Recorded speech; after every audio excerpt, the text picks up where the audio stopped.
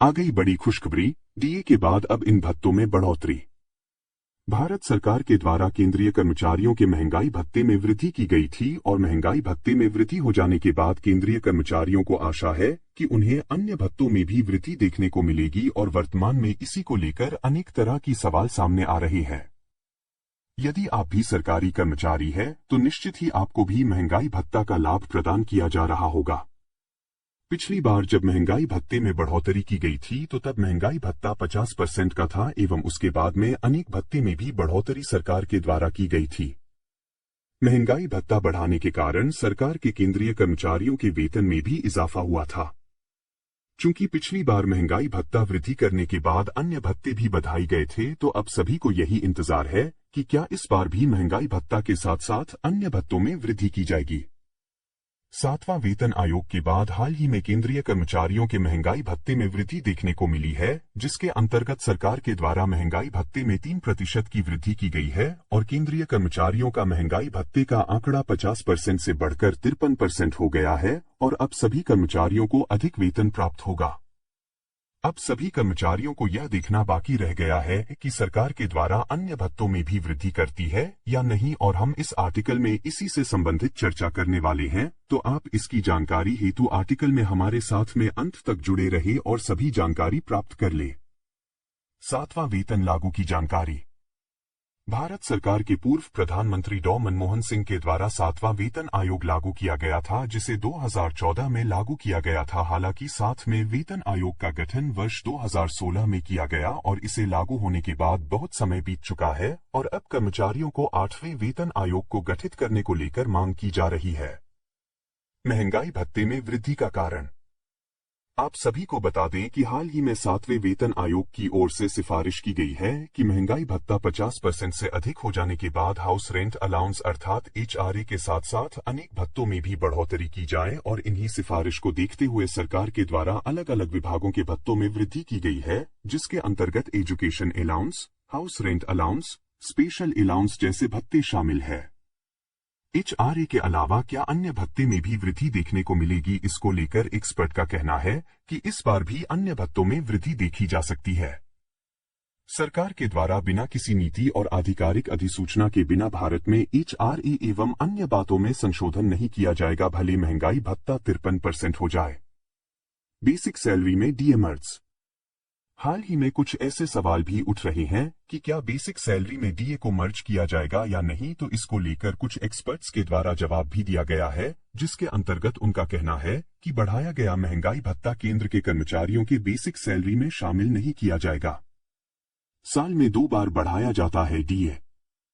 हम आप सभी को बताते चलें कि केंद्रीय कर्मचारियों के महंगाई भत्ते में भारत सरकार के द्वारा एक वर्ष में 2 बार वृद्धि की जाती है और यह महंगाई भत्ते में वृद्धि जनवरी में एवं जुलाई में किया जाता है और अब महंगाई भत्ते में वृद्धि हो चुकी है और इसका लाभ केंद्र के कर्मचारियों को प्राप्त होने जा रहा है। केंद्रीय कर्मचारियों को मिलेगा तगड़ा फायदा, एक झटके में बढ़ जाएगी 20 से 25 हजार रुपए सैलरी।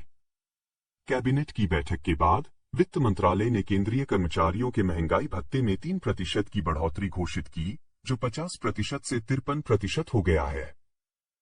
बढ़ोतरी छोटे कर्मचारियों से लेकर वरिष्ठ अधिकारियों को मिलती है। ऐसे में वे हर साल दिवाली से पहले प्यार भत्ता बढ़ोतरी का इंतजार करते हैं। महंगाई भत्ता बढ़ाने के बाद कर्मचारियों को एक और अच्छी खबर मिली है। सरकारी कर्मचारी महंगाई भत्ते में बढ़ोतरी के बाद अब नए वेतन आयोग का इंतजार कर रहे हैं। केंद्र सरकार हर 10 साल में सरकारी कर्मचारियों के वेतन में बदलाव करने के लिए एक नया वेतन आयोग बनाती है, जिसे नवीनतम वेतन आयोग कहा जाता है। ऐसे में रिपोर्ट बताती है कि मोदी सरकार 2025 में 8वें वेतन आयोग पर विचार कर सकती है। अभी तक इस पर कोई आधिकारिक घोषणा नहीं हुई है।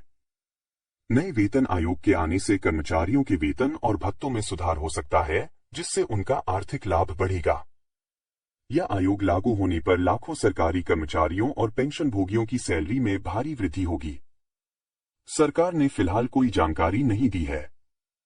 18,000 रुपए से सीधे 34,000 रुपए की बेसिक सैलरी होगी। 7वें वेतन आयोग का गठन फरवरी 2014 में हुआ था, लेकिन 1 जनवरी 2016 से इसकी सिफारिशें लागू की गईं और 31 दिसंबर 2025 को समाप्त होने वाली है। 8वां वेतन आयोग इसी आधार पर जनवरी 2026 से लागू होने की संभावना है, जिससे अभी से कयास लगाए जा रहे हैं। मीडिया रिपोर्टों के अनुसार केंद्र सरकार 2025 के बजट में 8वें वेतन आयोग को लेकर कोई महत्वपूर्ण निर्णय ले सकती है। यह लागू होने से सरकारी कर्मचारियों की बेसिक सैलरी में महत्वपूर्ण बदलाव हो सकता है। नई सिफारिशों के अनुसार बेसिक सैलरी 18,000 रुपए से 34,000 रुपए हो सकती है।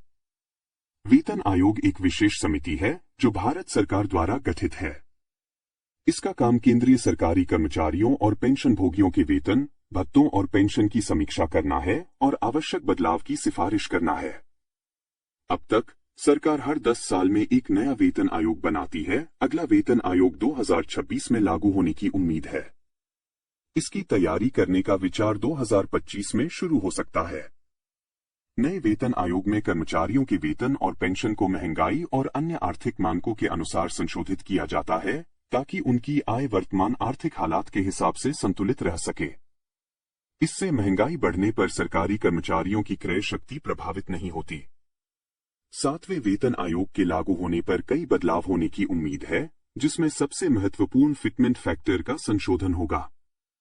केंद्रीय कर्मचारियों का न्यूनतम वेतन 18,000 रुपए है, लेकिन 8वें वेतन आयोग के तहत यह लगभग 92% बढ़ाकर लगभग 34,560 रुपए हो सकता है। कर्मचारियों को इस तरह की बढ़ाना बहुत फायदेमंद हो सकता है। फिटमेंट फैक्टर का मतलब है कि कर्मचारियों के मूल वेतन में वृद्धि का एक आधार तैयार होता है जब वेतन आयोग नई वेतन व्यवस्था की सिफारिश करता है। फिटमेंट फैक्टर वर्तमान में 2.57 गुना है, लेकिन इसे 3.00 या 3.68 गुना करने की संभावना है। यदि फिटमेंट फैक्टर को 3.68 गुना किया जाए, तो कर्मचारियों के वेतन में 20,000 रुपए से 25,000 रुपए तक की वृद्धि हो सकती है। फिटमेंट फैक्टर को इससे पहले 2016 में 7वें वेतन आयोग के साथ संशोधित किया गया था। उस समय लगभग 67.85 लाख पेंशनभोगियों और 48.62 लाख कर्मचारियों को पेंशन का लाभ मिला था। लाखों कर्मचारियों और पेंशनभोगियों को फिर से इसका लाभ मिलेगा जब 8वां वेतन आयोग लागू होगा। हाल ही में कई कर्मचारी संघों ने केंद्र सरकार को पत्र लिखा है, जो 8वें वेतन आयोग की स्थापना की मांग करते हैं। Indian railway technical supervisor association, कर्मचारी परिसंघ और संयुक्त सलाहकार मशीनरी की राष्ट्रीय परिषद ने बजट सत्र में इस मुद्दे को उठाया। उन्हें केंद्र से जल्द 8वां वेतन आयोग लागू करने की मांग की।